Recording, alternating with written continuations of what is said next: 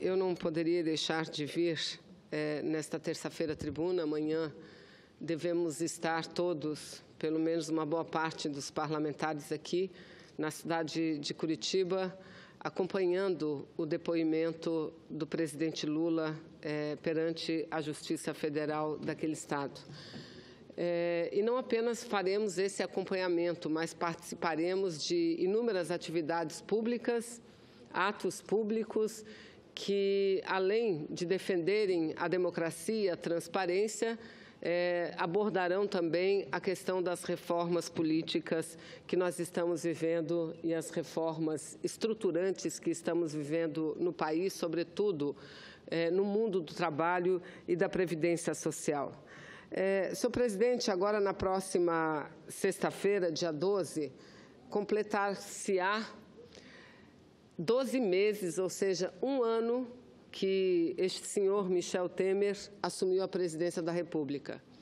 Assumiu a presidência da República a partir de uma decisão inicial da Câmara dos Deputados em recomendar a abertura de um processo de impeachment contra a presidente Dilma, que posteriormente também a abertura do processo foi, contra os nossos votos, aprovada nesse plenário do Senado Federal, o que levou a seu afastamento no dia 12 de maio do ano de 2016. Portanto, precisamos efetivamente fazer um balanço do que aconteceu nesse último ano no Brasil e o que poderá vir a acontecer nesses próximos anos.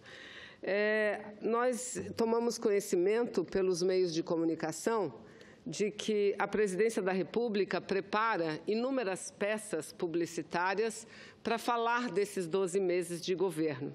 Entretanto, eu não sei como é que os marqueteiros, como é que aqueles que atuam no setor de comunicação vão fazer para tentar vender, entre aspas, uma boa imagem de governo que só tem números negativos, que só colecionou nesses 12 últimos meses números, senadora Fátima Bezerra, extremamente negativos. Piores ainda se comparados com a promessa feita por ele e pela maioria dos parlamentares que tiraram uma presidenta, que cassaram o mandato de uma presidenta que nenhum crime cometeu. Aliás, nos bastidores, alguns, até mesmo nos microfones, diziam: essa é uma questão política, não é uma questão jurídica. A presidenta Dilma perdeu o seu apoio no Congresso Nacional e nenhum presidente governa sem o apoio do Congresso Nacional. Mas diziam mais: diante da situação grave da economia nacional, só tem uma saída: tirar ela, substituí-la pelo vice-presidente Michel Temer. E assim prometeram que os empregos voltariam ao nosso país, que a crise econômica seria debelada. Pois bem, está aqui. Esses dados que eu passo a falar agora foram dados publicados por vários jornais desse país, aliás, e que serão publicados durante a semana, até sexta-feira. Veja, eles prometeram acabar com o crescimento do desemprego, gerando novos postos de trabalho no Brasil. E dizendo que o simples fato de um novo presidente assumir já levaria uma segurança maior ao mercado financeiro e nossa economia, portanto, voltaria a crescer. Veja, em abril de 2016, a taxa de desemprego no Brasil era em torno de 11,2%. Hoje, nós chegamos a uma taxa superior aos 13%, ou seja, quase 14% é a taxa de desemprego. Os juros, prometeram que os juros também baixariam significativamente e ainda tentam enganar a população, dando conta de que nas últimas reuniões do Copom houve queda na taxa de juros. De fato, houve queda. Mas nós temos que analisar se as quedas da taxa Selic, dos juros públicos oficiais do Brasil, foram superiores à queda da inflação. E aí chegamos à conclusão simples: no que pese nominalmente terem baixado as taxas Selic de juros nos últimos meses, do ponto de vista dos juros real, as taxas aumentaram, senhor presidente, porque, veja, a inflação no Brasil, ela estava, em abril de 2016, em 9,3%. Caiu, no mês de março de 2017, para 4,6%, ou seja, uma queda de 4,7% na inflação. E os juros e a taxa Selic, como estava? Em abril de 2016, 14,25%. E agora, em abril de 2017, 11,25%, ou seja, uma queda de 3% somente. Portanto, inferior à queda da inflação.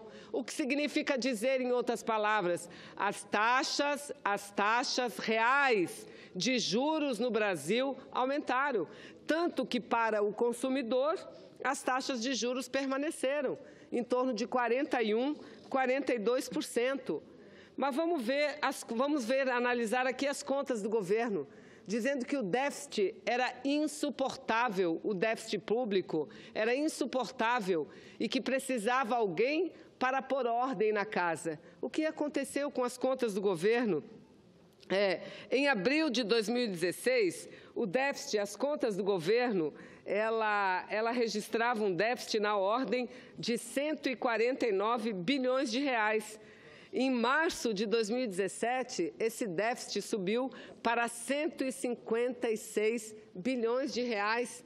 Ora, e agora ele passa a divulgar que em torno de 2 bilhões de reais serão liberados para pagamentos das emendas dos senhores parlamentares da base do governo. Veja que governo austero é esse. E para que liberar emendas de parlamentares? Para aprovar a reforma da Previdência, para aprovar a reforma trabalhista. A dívida pública do governo brasileiro. Em abril de 2016, a dívida bruta do governo era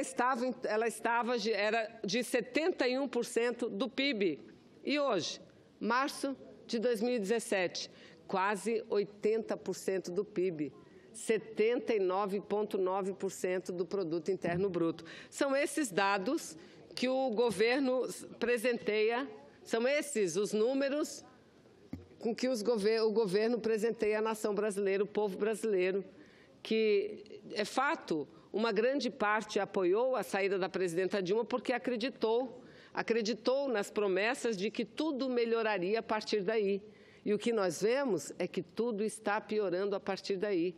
E, além desses números extremamente negativos, decidiram que 2 reformas eram as prioritárias, além de terem aprovado, ano passado, uma emenda constitucional que limita os gastos públicos. Mas limita os gastos públicos somente nas áreas de saúde, educação, ciência e tecnologia, segurança, na área dos investimentos, enquanto que os gastos financeiros, esses permanecem livres. Ou seja, os juros podem continuar crescendo, que não tem problema nenhum. O cofre da União pagará, os dividendos pagará por isso, porque nada está limitado no que diz respeito aos gastos financeiros, senhores senadores. É lamentável.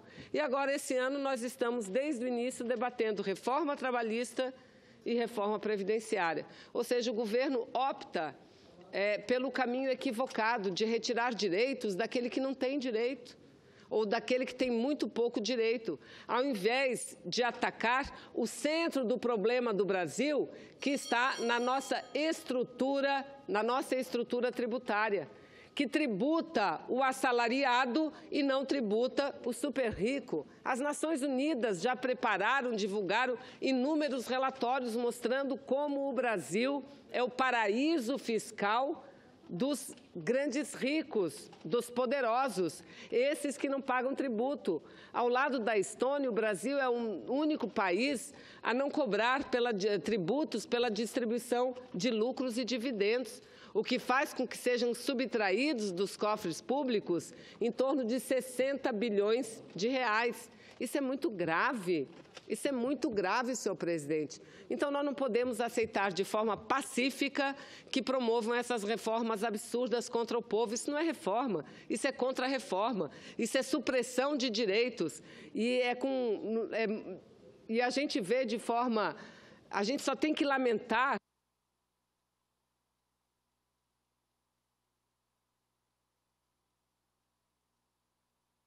a Câmara dos Deputados o que estão fazendo no Congresso. Nós estamos sitiados, senador Jorge Viana. Eu cheguei muito cedo aqui no Senado hoje, tivemos que dar a volta porque a entrada estava isolada, fechada.